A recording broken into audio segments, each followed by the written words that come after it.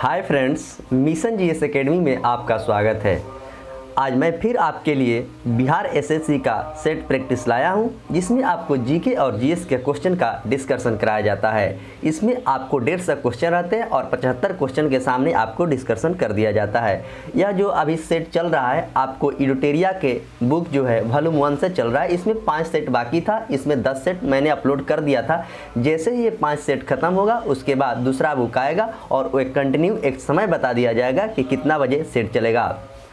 जो भी स्टूडेंट इसमें पार्टिसिपेट होना चाहते हैं तो मेरा Telegram channel mission GS academy Patna से चलता है, आप उसे ज्वाइन कर लें। वहाँ पर सारे इन्फॉर्मेशन को डाल दिया जाएगा कि कब से ग्रुप डिस्कशन लाइव चलेगा। और 40 क्वेश्चन का जो डिस्कशन चलता था अब उसमें थोड़ा सा चेंजिंग किया गया है। अब उसमें 50 क्वेश्चन का डिस्कशन चलेगा और 50 क्वेश्चन और उसके साथ कुछ स्मरणीय तथ्य भी रहेंगे, जो कि आपके एग्जाम के दृष्टि को देखते हुए उस बुक को सिलेक्ट किया गया है। उस बुक से आपको काफ़ी ज़्यादा लाभ मिलेगा जीके और जीएस में। उसमें आपको 100 सेट है और हर सेट में 50 क्वेश्चन है, यानी कि वह 100 दिन चलेगा और 5000 उसमें क्वेश्चन सिलेक्टेड है और उसमें चारों ऑप्शन का डिस्कशन आपके सामने कर दिया जाएगा। तो जो भी लोग चैनल पर नए हैं तो चैनल को सब्सक्राइब करें, लाइक करें और अपने दोस्तों में शेयर करें। बिहार एसएससी के एग्जाम में अब काफ़ी कम समय बचा हुआ है और कम समय में क्या पढ़ना है और क्या नहीं पढ़ना है, इस सारी जानकारी आपको ग्रुप डिस्कशन लाइव में बताया जाएगा। तो चलिए मैं आज के सेशन की शुरुआत करता हूं। अगर इस पीडीएफ को आप पाना चाहते हैं तो मेरा Telegram channel mission GS academy Patna से चलता है, उसे ज्वाइन कर लीजिएगा। उसका लिंक वीडियो के डिस्क्रिप्शन में डाल दिया जाता है। आइए तो देखते हैं पहला क्वेश्चन क्या है। हाल ही में ऑस्ट्रेलिया के नए प्रधानमंत्री के रूप में किसे चुना गया है? और करंट अफेयर्स के लिए मैं बुक बता देता हूं, वो दोनों बुक आप ले लीजिए। एक एडुटेरिया का बुक जो वार्षिकांक आया है वो, और एक एसपीडी का बुक। ये दोनों बुक पढ़िएगा, आपका करंट का क्वेश्चन नहीं छूटेगा। जो 30 सितंबर को बीपीएससी 67वीं प्रीलिम्स का जो एग्जाम री एग्जाम हुआ है उसमें भी आप क्वेश्चन देखिए, 28 क्वेश्चन एडुटेरिया के बुक से आया है 30 में। तो 30 में 28 आया। मैं पहले भी बताता था इस बात को ग्रुप डिस्कशन में, तो जो भी लोग इस बात को इग्नोर किए उनका एग्जाम अच्छा नहीं गया है। तो चलिए आइए पहला क्वेश्चन, उसका आंसर क्या होगा। ऑस्ट्रेलिया के नए प्रधानमंत्री की बात करें तो एंथनी अल्बनीज बनी है ऑस्ट्रेलिया के नए प्रधानमंत्री। क्वेश्चन नंबर 2, हाल ही में ईज ऑफ डूइंग बिजनेस नामक रिपोर्ट जारी नहीं की जाने का फैसला किया गया है। यह रिपोर्ट किस संस्था के द्वारा जारी किया जाता है? Ease of doing business. तो यह रिपोर्ट आपको विश्व बैंक के द्वारा जारी किया जाता है। विश्व बैंक के मुख्यालय की बात करें तो विश्व बैंक के मुख्यालय आपको वाशिंगटन डीसी में है। क्वेश्चन नंबर 3 इकोनॉमिक्स का क्वेश्चन है। निम्न में से किसे प्राचित मुद्रा या आधार मुद्रा, रिजर्व मनी या बेस मनी कहा जाता है? तो M1, M0, M1, M2 और M3। तो M0 को कहा जाता है। M0 को प्राचित मुद्रा या आधार मुद्रा के नाम से जाना जाता है और M1 को संकीर्ण मुद्रा के नाम से जाना जाता है और M3 की बात करें तो व्यापक मुद्रा के नाम से जाना जाता है। तो ये सारे बात को आप याद रखेंगे, आपके एग्जाम में पूछा जाता है। क्वेश्चन नंबर 4, मध्याह्न भोजन यानी कि मिड डे मील स्कीम की शुरुआत किस वर्ष की गई थी? तो मिड डे मील की शुरुआत की बात करें तो 1995 में किया गया था, 8वीं पंचवर्षीय योजना के काल में। पंचवर्षीय योजना भी याद रखेंगे और उसमें प्रधानमंत्री कौन था ये भी याद रखेंगे, आपके एग्जाम में कुछ भी पूछा जा सकता है। क्वेश्चन नंबर 5, आज़ादी का अमृत महोत्सव अधिकृत रूप से कब प्रारंभ किया गया था? देखिए आपके बीपीएससी के एग्जाम में अमृत महोत्सव किसके द्वारा चलाया गया था? हर घर तिरंगा, यह क्वेश्चन पूछ दिया गया है। तो वह केंद्र सरकार के द्वारा चलाया गया। तो आज़ादी का अमृत महोत्सव की बात करें तो 12 मार्च 2021 को ही इसकी प्रारंभ कर दी गई थी। क्वेश्चन नंबर 6, विश्व बैंक ने भारत की अर्थव्यवस्था को 2022 में कितने प्रतिशत की दर से बढ़ने का अनुमान लगाया है? 2022 में विश्व बैंक ने भारत की अर्थव्यवस्था को कितने प्रतिशत की दर से बढ़ने का अनुमान लगाया है? तो इसका आंसर हो जाएगा आपको 7.5% के अनुमान से बढ़ने का लगाया गया है।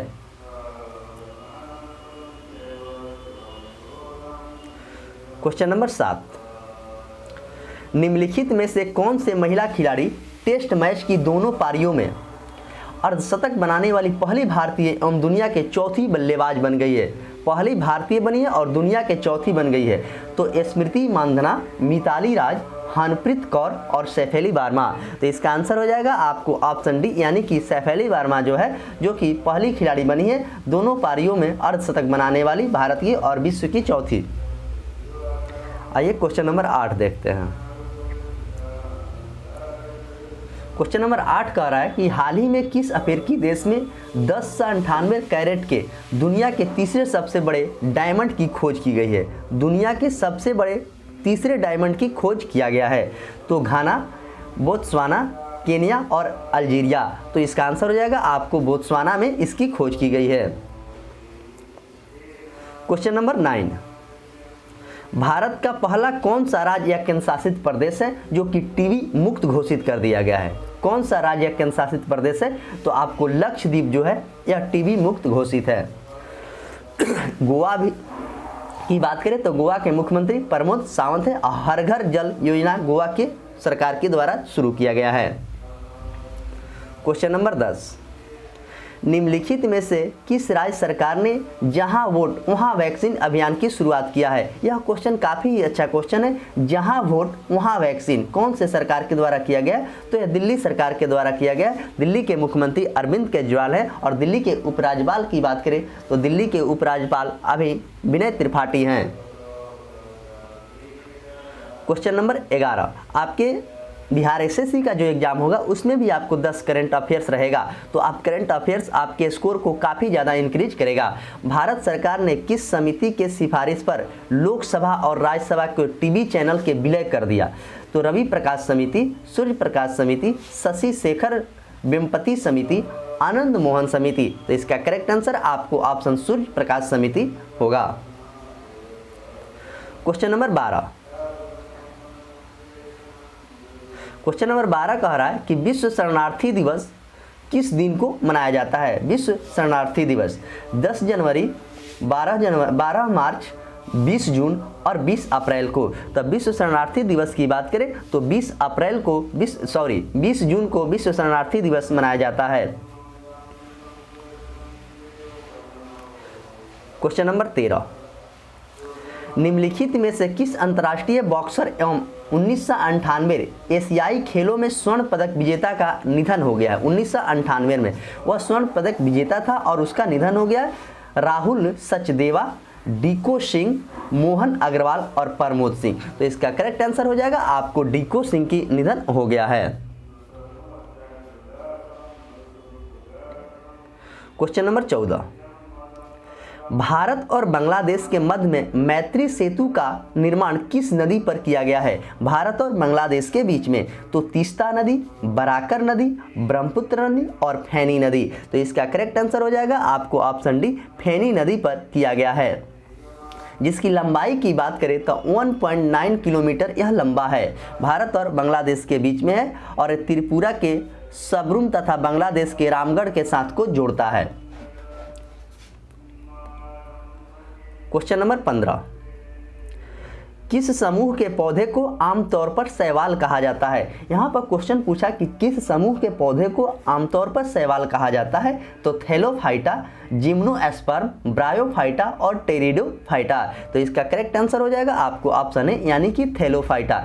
थैलोफाइटा समूह के पौधे को आमतौर पर शैवाल कहा जाता है और थैलोफाइटा वनस्पति जगत का सबसे बड़ा समूह भी है। ये भी चीज़ आप अच्छे से याद रखेंगे। इस समूह में पौधे के जड़, तना एवं पत्ती आदि से विभक्त नहीं होते हैं, इसे संवहन उत्तक भी नहीं होता है। तो ये सारे चीज़ को आप अच्छे से याद रखेंगे। आइए क्वेश्चन नंबर 16 देखते हैं। क्वेश्चन नंबर 16 कह रहा है कि मानव का पाचन तंत्र में पित्त का स्राव कहाँ पर होता है? मानव के पाचन तंत्र में पित्त का स्राव कहाँ पे होता है? अग्नाशय, छोटी आंत, उदर और यकृत। तो इसका करेक्ट आंसर आपको यकृत हो जाएगा। पित्त में पीले हरे रंग का क्षारीय द्रव का पीएच मान की बात करें तो 7.7 होता है। अग्नाशय जो है अंतःस्रावी और बाह्यस्रावी दोनों ग्रंथि है। क्वेश्चन नंबर 17, निम्नलिखित में से कौन सा मानव से पुरुष प्रजनन प्रणाली का हिस्सा नहीं है? मानव में पुरुष प्रजनन प्रणाली का हिस्सा नहीं है। क्वेश्चन को कभी भी ध्यान से पढ़ेंगे तभी सही कर पाएंगे, नहीं तो आप नहीं पढ़ेंगे तो आप गलत कर देंगे। टेस्टोस्टेरोन, वृषण, शुक्रवाहिका और अंडाशय। तो इसमें अंडाशय नहीं है, बाकी तीनों मानव में पाया जाता है। क्वेश्चन नंबर 18, एक व्यक्ति में तंत्रिका कोशिका की लंबाई कितनी हो सकती है? सेंटीमीटर में पूछा गया है। तो सेंटीमीटर में एक व्यक्ति के तंत्रिका कोशिका की लंबाई 100 सेंटीमीटर यानी 1 मीटर लंबी हो सकती है। सबसे बड़ी तंत्रिका कोशिका न्यूरॉन और सबसे लंबी तंत्रिका कोशिका सियाटिक होता है। ये भी चीज़ आप अच्छे से याद रखेंगे तो इसका करेक्ट आंसर आपको ऑप्शन सी हो जाएगा, यानी कि 100। क्वेश्चन नंबर 19, निम्नलिखित में से किसे मास्टर ग्रंथि के रूप में जाना जाता है? निम्नलिखित में से किसे मास्टर ग्रंथि के रूप में जाना जाता है? तो पीयूष ग्रंथि, ऑटू ग्रंथि, अधिवृक्क ग्रंथि और पाराऑटू ग्रंथि। तो इसका आंसर हो जाएगा आपको ऑप्शन ए, यानी कि पीयूष ग्रंथि को मास्टर ग्रंथि का नाम से जाना जाता है। और इसका भार पूछेगा तो 0.6 ग्राम इसका भार होता है पीयूष ग्रंथि का। तो ये भी चीज़ याद रखेंगे, एग्जाम में कुछ भी आपसे पूछा जा सकता है। क्वेश्चन नंबर 20, रुधिर में किसकी मात्रा अधिक होने से मधुमेह कहा जाता है? रुधिर में किसकी मात्रा अधिक होने पर मधुमेह कहा जाता है? तो विटामिन, वसा, ग्लूकोज और प्रोटीन। तो इसका आंसर हो जाएगा आपको ग्लूकोज। विटामिन की बात करें तो विटामिन का खोज फंक ने किया था। क्वेश्चन नंबर 21, अर्धसूत्री विभाजन का खोज सर्वप्रथम किसने किया था? अर्धसूत्री का विभाजन सर्वप्रथम किसने किया था? तो बिरशाउ, वाल्थे, फ्लेमिंग, वीजमैन और स्टारबर्गर। तो इसका आंसर हो जाएगा आपको ऑप्शन सी, यानी कि वीजमैन। इस क्वेश्चन को आप अच्छे से याद रखेंगे, आपके एग्जाम में पूछा जा सकता है ये सब क्वेश्चन। तो ये सब क्वेश्चन आपको याद ही करना पड़ेगा, इसका कोई दूसरा उपाय नहीं है। क्वेश्चन नंबर 22, अल्फा नामक बीज निम्नलिखित में से किसे बने होते हैं? जो अल्फा नामक बीज होते हैं वो किसे बने होते हैं? जीवाणु, विषाणु, कवक और प्रोटोजोआ। तो इसका आंसर हो जाएगा आपको ऑप्शन सी, यानी कि कवक। अल्फा नामक बीज कवक के बने होते हैं। एथलीट फुट, खाज, गंजापन, दाद आदि ये सभी कवक से होने वाला रोग है।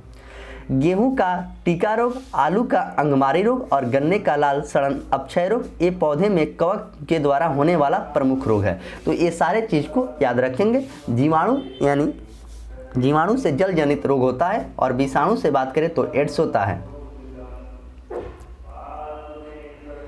क्वेश्चन नंबर 23, निम्नलिखित में से किस हार्मोन में दुग्धजनक हार्मोन को कहते हैं? किस हार्मोन को दुग्धजनक हार्मोन कहा जाता है? ADH, LTH, TSH और FSH। तो इसका करेक्ट आंसर आपको ऑप्शन बी होगा, यानी कि LTH। LTH हार्मोन दुग्धजनक हार्मोन होता है, लैक्टोजेनिक हार्मोन कहते हैं। इसका मुख्य कार्य शिशु के लिए स्तन में दूध का स्राव उत्पन्न करना।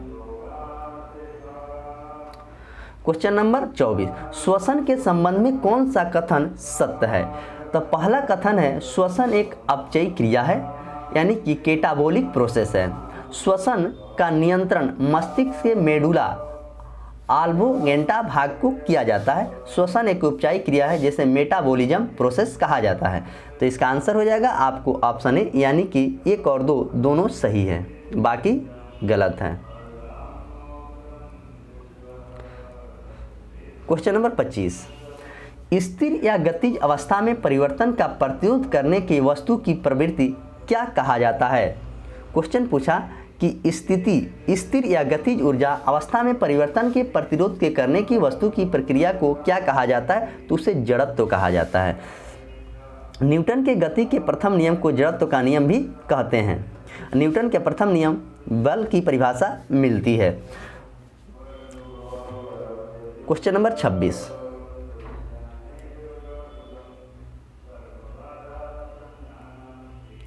क्वेश्चन नंबर 26 कह रहा है 1 पिकोमीटर बराबर कितना होता है? तो ये सब आप 10 के पावर में जितने हैं उसे आप अच्छे से याद रखेंगे। तो 1 पिकोमीटर बराबर 10 के पावर -12 होता है। 1 एटोमीटर बराबर अगर पूछेगा तो 10 के पावर 18 होता है। 1 नैनोमीटर पूछेगा तो 10 के पावर 9 के बराबर होता है। एक टेरामीटर पूछेगा तो 10 के पावर 12 होता है प्लस में, और एक पेटामीटर पूछेगा तो 10 के पावर 15 होता है प्लस में। तो ये सारे चीज़ को आप अच्छे से याद रखेंगे, आपके एग्जाम में ये सब भी पूछे जा सकते हैं। क्वेश्चन नंबर 27, गैल्वेनोमीटर प्रयुक्त होता है। गैल्वेनोमीटर को प्रयुक्त किया जाता है प्रकाश की दिशा ज्ञात करने के लिए, ध्वनि की दिशा ज्ञात करने के लिए, विद्युत धारा की दिशा ज्ञात करने के लिए और चुंबकीय प्रेरण की दिशा ज्ञात करने के लिए। तो गैल्वेनोमीटर का प्रयोग आपको विद्युत धारा की दिशा ज्ञात करने के लिए किया जाता है। आइए अगला क्वेश्चन देखते हैं, क्वेश्चन नंबर 28,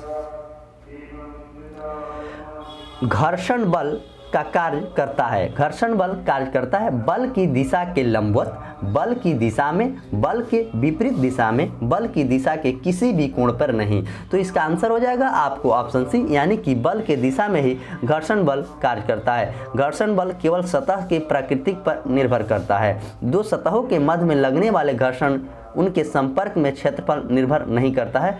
ठोस ठोस सतहों में मध्य घर्षण बल अधिक होता है, ठोस ठोस में अधिक होता है। क्वेश्चन नंबर 29, एक संपीड़ित स्प्रिंग में कौन सी ऊर्जा होती है? स्थितिज ऊर्जा, गतिज ऊर्जा और रासायनिक ऊर्जा, और ए बी दोनों। तो इसका आंसर हो जाएगा आपको स्थितिज ऊर्जा होती है। रासायनिक ऊर्जा आपको बैटरी में होता है। एक गेंद को 20 मीटर प्रति सेकंड के वेग से ऊर्ध्वाधर फेंका जाता है। 3 सेकंड के बाद इसके विस्थापन का मान क्या होगा अगर जी का मान 10 दिया है? तो सबसे पहले मैं एक फार्मूला आपको याद होना चाहिए, S बराबर UT प्लस हाफ GT² होता है। तो S बराबर UT प्लस हाफ GT² होता है। इस पर जब मैं वैल्यू पुट करूँगा 20 गुने 3 माइनस, यहाँ माइनस होगा, -1/2 गुने 10 गुने 9, इसे सॉल्व करेंगे तो आपको S बराबर हो जाएगा 15। तो इसका करेक्ट आंसर आपको ए ऑप्शन सही है। क्वेश्चन नंबर 31, निम्नलिखित में से कौन सा घटक एक चालक के प्रतिरोध को प्रभावित नहीं करता है? निम्नलिखित में से कौन सा घटक जो है एक चालक के प्रतिरोध को प्रभावित नहीं करता है? तो पदार्थ की प्रकृति पर, दबाव पर, चालक की लंबाई पर, अनुप्रस्थ काट के क्षेत्रफल पर। तो यहाँ क्वेश्चन में पहले ही पूछ दिया गया है कि कौन सा नहीं करता है, तो दबाव नहीं करता है, और बाकी पदार्थ की प्रकृति करता है, चालक की लंबाई पर भी करता है, और अनुप्रस्थ काट के क्षेत्रफल पर भी करता है। क्वेश्चन नंबर 32, निम्न में से विद्युत परिपथ में समानांतर जोड़ा जाता है। निम्न में से विद्युत परिपथ में समानांतर कौन सा जोड़ा जाता है? एमीटर, वोल्टमीटर, फ्यूज और गैल्वेनोमीटर। तो इसका करेक्ट आंसर हो जाएगा आपको ऑप्शन बी, यानी कि वोल्टमीटर। विद्युत धारा का एसआई मात्रक एमीटर होता है, और फ्यूज का काम जब वोल्टेज आपका हाई होता है तो अब फ्यूज वहीं पे काम करता है, उसका लाइन को बंद करता है। क्वेश्चन नंबर 33, प्रथम मगध साम्राज्य का उत्कर्ष किस शताब्दी में हुआ था? तो 4वीं शताब्दी ईसा पूर्व, 6वीं शताब्दी ईसा पूर्व, 1ली शताब्दी ईसा पूर्व और 2री शताब्दी ईसा पूर्व। तो प्रथम मगध साम्राज्य का उत्कर्ष की बात करें तो इसका आंसर हो जाएगा आपको ऑप्शन बी, यानी कि 6वीं शताब्दी ईसा पूर्व में हुआ था, यानी 445 से लेकर 412 ईसा पूर्व में हुआ था। 545 से 412 BC में हुआ था। गुप्त काल में भूमि का राजस्व की दर क्या थी? पूछा गया है कि गुप्त काल में भूमि की राजस्व की दर क्या थी? तो गुप्त काल में भूमि के राजस्व की दर की बात करें तो 1/6 से।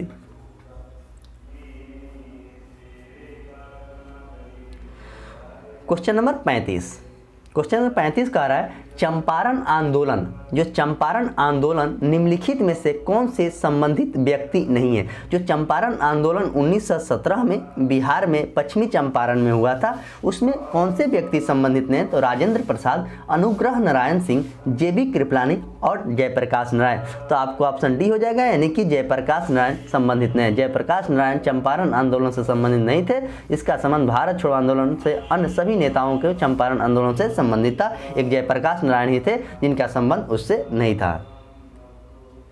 आइए क्वेश्चन नंबर 36 देखते हैं।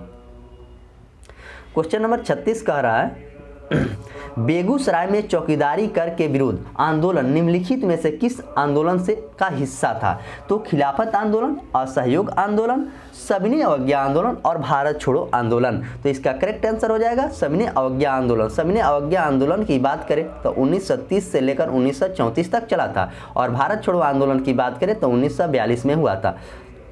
असहयोग आंदोलन की बात करें तो 1920 में हुआ था और खिलाफत आंदोलन आपको 1905 में हुआ था। क्वेश्चन नंबर 37, स्वराज आम जनता के लिए होना चाहिए, केवल खास वर्गों के लिए नहीं, यह कथन किसका है? सी आजाद, सी राजगोपालाचारी, मोतीलाल नेहरू और गोपीनाथ। इसका करेक्ट आंसर आपको ऑप्शन बी हो जाएगा, यानी सी राजगोपालाचारी का था। क्वेश्चन नंबर 38, अगस्त 1932 में रेमजे मैकडोनाल्ड के सांप्रदायिक पंचायत के द्वारा पहली बार निम्न में से किसके लिए एक पृथक निर्वाचन समूह बनाया गया है? निर्वाचन समूह बनाया गया पहली बार तो मुसलमानों के लिए, अछूतों के लिए, भारतीय ईसाइयों के लिए और एंग्लो इंडियंस के लिए। तो इसका आंसर हो जाएगा आपको अछूतों के लिए बनाया गया, जो कि पूना समझौता 1932 में हुआ था, उसी समय इसको बनाया गया था। क्वेश्चन नंबर 39, हड़प्पा स्थलों से मिले अनाजों में बाजरे के दाने निम्नलिखित में से किस स्थल से प्राप्त हुआ है? जो बाजरा के दाना है वह कहाँ से प्राप्त हुआ है? तो गुजरात से, राजस्थान से और पंजाब से और हरियाणा से। तो इसका करेक्ट आंसर हो जाएगा आपको गुजरात से प्राप्त हुआ है। जबकि कृषि को मेहरगढ़ चावल के कोल्डिहुआ से प्राप्त हुआ है। क्वेश्चन नंबर 40, सिंधु स्थलों में रंगपुर निम्नलिखित में से किस नदी पर है? तो सिंधु, सतलज, मादर और रंगोई। तो मैंने यहाँ पे सभी नदी को चर्चा कर दे रहा हूँ, किस नदी पर कौन सा चीज़ है। तो सिंधु नदी की बात करें तो मोहनजोदड़ो, चनहोद्रो और कोटजी, यह तीनों शामिल है सिंधु नदी पर। सतलज की बात करें, हड़प्पा की बात करें तो हड़प्पा रावी नदी पर है। रंगपुर की बात करें तो मादर नदी पर है और लोथल की बात करें तो भोगवा नदी पर है। तो इसका आंसर हो जाएगा आपको मादर। क्वेश्चन नंबर 41, ऋग्वैदिक कालीन नदियों में आस्किन निम्नलिखित में से किस नदी का प्राचीन नाम है, यानी कि पुराना नाम है? झेलम, चिनाब, रावी और ब्यास। बितास्ता जो है आपको झेलम का है, आस्किन जो है चिनाब का है, रावी जो है प्रश्वनी का है और बिपाशा की बात करें तो ब्यास का है। तो यहाँ पर आपको आस्किन पूछा गया है तो चिनाब इसका करेक्ट आंसर है। बाकी तीनों को आप अच्छे से याद रखेंगे। क्वेश्चन नंबर 42, पुनः जागरण काल में चित्रकला का जनक किसे माना जाता है? पुनः जागरण काल में चित्रकला का जनक किसे माना जाता है? तो मेडोना को, जियाटो को, फ्रांसी बेकन और राफेल को। तो इसका करेक्ट आंसर हो जाएगा, यानी जियाटो को माना जाता है। क्वेश्चन नंबर 43, भारत राज्य में विधान पालिकाओं का उच्च सदन कौन सा होता है? भारत में राज्य के विधान पालिकाओं को पूछा गया कि उच्च सदन कौन सा होता है? राज्य के राज्यपाल का कार्यालय, विधान पालिका के समिति और विधान परिषद और इनमें से कोई नहीं। तो इसका करेक्ट आंसर हो जाएगा, यानी कि विधान परिषद होता है, जो कि 169 में इसकी बात कहा गया है। यही आपको केंद्र में पूछता तो राज्यसभा हो जाता। क्वेश्चन नंबर 44, उच्चतम न्यायालय में न्यायाधीशों की संख्या वृद्धि करने की शक्ति किसके पास है? जो उच्चतम न्यायालय में न्यायाधीशों की संख्या की बात करें वृद्धि तो किसमें? तो सबसे पहले मैं बता दूं कि उच्चतम न्यायालय आपको अनुच्छेद 124 में है। प्रधानमंत्री की बात करें तो अनुच्छेद 75 में है, राष्ट्रपति की बात करें तो अनुच्छेद 52 में है और संसद की बात करें तो अनुच्छेद 79 में है। तो इसमें कौन वृद्धि कर सकता है? तो अनुच्छेद 79 के तहत संसद इसमें वृद्धि कर सकता है। तो इसका करेक्ट आंसर आपको ऑप्शन डी होगा। आइए क्वेश्चन नंबर 45 देखते हैं।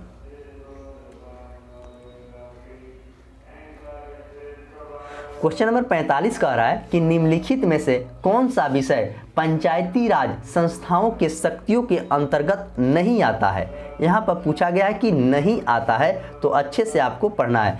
भूमि सुधार का क्रियान्वयन, न्यायिक पुनर्वीक्षण, निर्धनता निवारण कार्यक्रम के क्रियान्वयन और ग्रामीण विद्युतीकरण। तो इसका करेक्ट आंसर आपको ऑप्शन बी हो जाएगा, यानी कि न्यायिक पुनर्वीक्षण।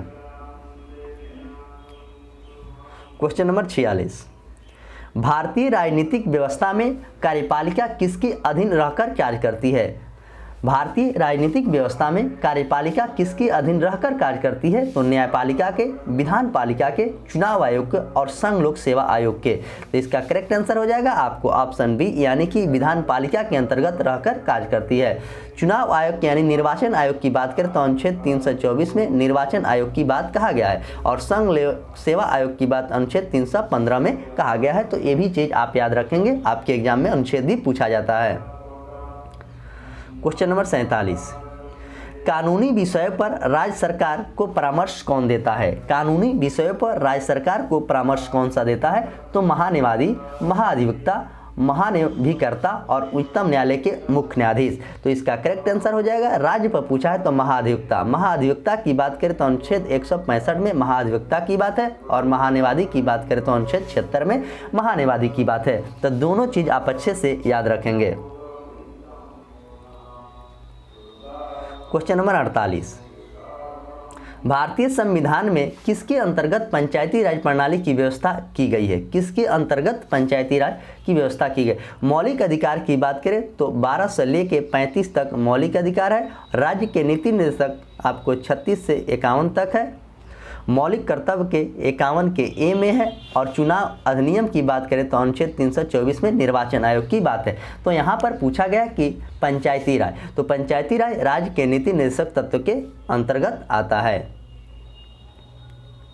क्वेश्चन नंबर 49, एक नया राज्य बनाने को संवैधानिक संशोधन को कैसा बहुमत होना चाहिए? जब एक नया राज्य बनाया जाएगा उसमें संवैधानिक संशोधन के बहुमत के, सबसे पहले मैं बता दूं कि संविधान संशोधन की बात अनुच्छेद 368 में और भाग 20 में कहा गया है, और दक्षिण अफ्रीका से लिया गया है। तो ये तीन चीज़ सबसे पहले आप याद रखेंगे। तो साधारण से 2/3 से 3/4 से 2/3 एवं आधे राज्य के अनुमोदन से।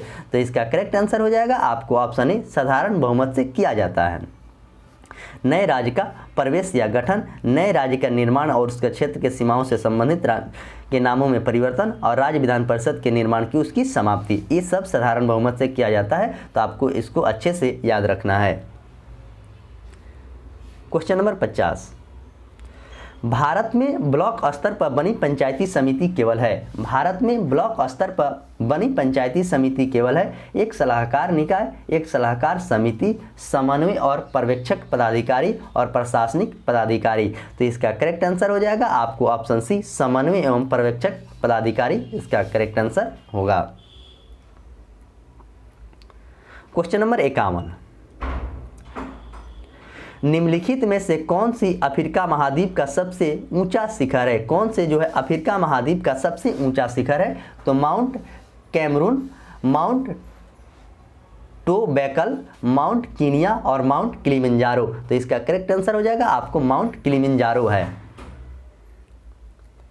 क्वेश्चन नंबर 52, निम्नलिखित में से कौन बाल्कन राज्य में शामिल नहीं है? तो इटली, रोमानिया, अल्बानिया और ग्रीस। तो इसमें आपको बात करें तो इटली शामिल नहीं है, और बाकी यह तीनों शामिल है। सर्बिया है, मेंटीग्रेनेवा है, स्लोवेनिया है, क्रोएशिया है, मैसेडोनिया है, कोसोवा है, बुल्गारिया है, ग्रीस है, रोमानिया है और अल्बानिया को सम्मिलित रूप से बाल्कन राज्य कहते हैं। तो ये सारे चीज़ को आप अच्छे से सारे देश का नाम याद रखेंगे।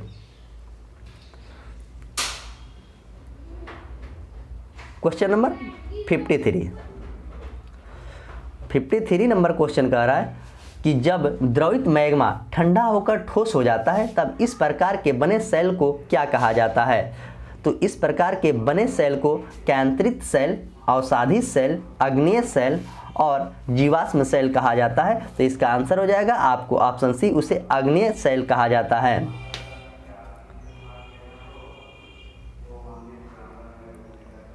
क्वेश्चन नंबर 54, बृहद ज्वार आने का सही स्थिति क्या है? जब बृहद ज्वार आता है उसका सही स्थिति क्या है? जब सूर्य एवं चंद्रमा के पृथ्वी पर समकोण बनाते हैं, जब सूर्य, चंद्रमा तथा पृथ्वी एक सीधे में होते हैं, जब महासागरीय तापमान उच्च होता है, जब बहुत तेज हवाएं चलती है। तो इसका करेक्ट आंसर की बात करें तो ऑप्शन बी होगा, जब सूर्य, चंद्रमा तथा पृथ्वी की सीधी होते हैं तब बृहद ज्वार आने की संभावना होती है।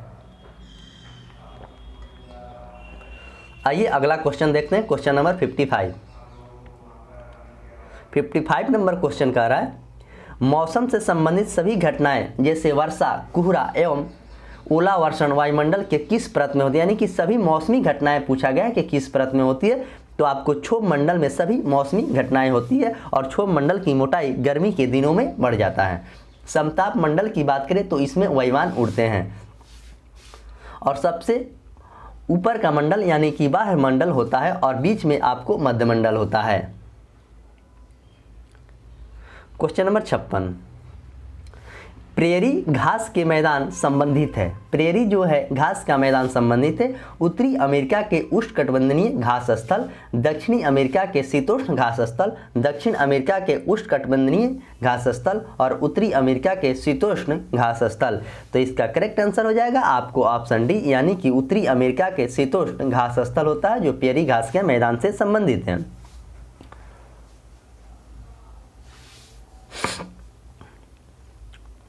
आइए अगला question, question number 57। Question number 57 कह रहा है भारत में मृदा का सबसे व्यापक और सर्वाधिक उपजाऊ प्रकार कौन सा है। भारत में मृदा का सबसे व्यापक और सर्वाधिक उपजाऊ प्रकार कौन सा है। तो काली मृदा, लेटेराइट मृदा, शुष्क मृदा और जलोढ़ मृदा। तो इसका आंसर हो जाएगा आपको ऑप्शन डी, यानी कि जलोढ़ मृदा। 40% भाग पर जलोढ़ मिट्टी ही पाई जाती है और सबसे ज़्यादा जलोढ़ मिट्टी ही पाई जाती है। और काली मिट्टी की बात करें तो सबसे ज़्यादा काली मिट्टी वर्तमान नया डाटा के अनुसार आपको गुजरात में पाया जाता है। क्वेश्चन नंबर 58, हिमालय पर्वत श्रृंखला के किन दो श्रेणियों के बीच सिंधु नदी का अपवाहित होता है। हिमालय पर्वत श्रृंखला के अंतर्गत किन नदी जो है किसके किसके बीच होता है। लद्दाख और पीर पंजाल, लद्दाख और जास्कर, पीर पंजाल और जास्कर, धौलावीर और पीर पंजाल। तो इसका करेक्ट आंसर हो जाएगा लद्दाख और जास्कर के बीच यह होता है। क्वेश्चन नंबर 59, पीतल किसकी मौजूदगी में निरंतर रहने से वायु रंगहीन हो जाता है। तो हाइड्रोजन सल्फाइड, सल्फ्यूरिक अम्ल, हाइड्रोक्लोरिक अम्ल और अमोनिया। तो इसका करेक्ट आंसर हो जाएगा हाइड्रोजन सल्फाइड। सल्फ्यूरिक अम्ल की बात करें तो इसका H2SO4 सूत्र होता है और 98 इसका एटॉमिक मास होता है और HCl हाइड्रोक्लोरिक अम्ल होता है। अमोनिया की बात करें तो NH3 इसका सूत्र होता है अमोनिया का। क्वेश्चन नंबर 60, निम्नलिखित में से किसे पिक्रिक अम्ल भी कहा जाता है। किसे पिक्रिक अम्ल कहा जाता है। ट्राई नाइट्रोटॉल्यूइन यानी TNT, ट्राई नाइट्रोफिनॉल यानी TNP और ट्राई नाइट्रोग्लिसरॉल यानी TNG। और ऑप्शन डी की बात करें तो सिट्रिक अम्ल। तो इसका करेक्ट आंसर हो जाएगा आपको ऑप्शन बी, यानी कि ट्राई नाइट्रोफिनॉल उसे कहा जाता है। क्वेश्चन नंबर 61, धूप चश्मों में यानी धूप के चश्मों के लेंस में किस कांच का प्रयोग किया जाता है। क्वेश्चन पूछा कि धूप के चश्मों के लेंस में किस प्रकार के कांच का प्रयोग किया जाता है। तो फिलेंट कांच, पायरेक्स कांच, प्रकाशीय कांच और क्रूक्स कांच। तो इसका आंसर हो जाएगा आपको ऑप्शन डी, यानी कि क्रूक्स कांच का प्रयोग किया जाता है। क्रूक्स कांच का प्रयोग धूप के चश्मे में प्रयोग किया जाता है। यह पराबैंगनी किरण से होने वाली हानि से बचाता है। क्वेश्चन नंबर 62 यानी कि 62 नंबर क्वेश्चन। 62 नंबर, गैसीय तत्व में सबसे भारी कौन सा है। क्वेश्चन पूछा गया कि गैसीय तत्व में सबसे भारी तत्व कौन है। तो ऑप्शन के अनुसार आपको आंसर देना है। सबसे भारी कहेगा तो आपको ऑस्मोसियम हो जाएगा।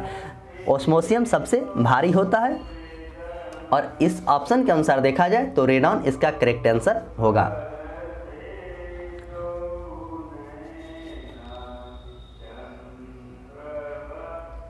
क्वेश्चन नंबर 63, अल्कोहल से ईथर बनाने की विधि में उत्प्रेरक के रूप में निम्नलिखित में से किसका प्रयोग किया जाता है। अल्कोहल से ईथर बनाने की विधि, क्यूप्रिक क्लोराइड, गर्म एल्यूमिना, नाइट्रोजन ऑक्साइड और निकेल। तो इसका करेक्ट आंसर हो जाएगा आपको ऑप्शन बी, यानी कि गर्म एल्यूमिना से होता है।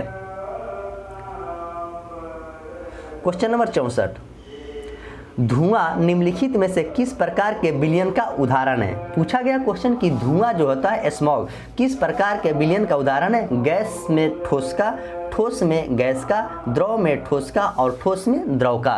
तो इसका करेक्ट आंसर हो जाएगा यानी कि गैस में ठोस का। क्वेश्चन नंबर 65, निम्नलिखित में से अक्षिकारक तथा अवकारक दोनों जैसा आचरण करने वाला पदार्थ कौन सा नहीं है। नहीं पूछा गया है, तो क्वेश्चन को आप ध्यान से पढ़कर ही आंसर दीजिएगा। तो H2S, H2O2 और SO2 यह तीनों है, और जो HNO3 है यही नहीं है, तो जो है उसको आप अच्छे से याद रख लेंगे।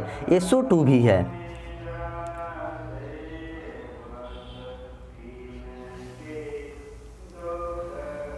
क्वेश्चन नंबर 66, अंतर्राष्ट्रीय दूरसंचार संघ का मुख्यालय कहाँ है। अंतर्राष्ट्रीय दूरसंचार संघ का मुख्यालय की बात पूछा गया है तो मॉन्ट्रियल, न्यूयॉर्क, वाशिंगटन डीसी और जेनेवा।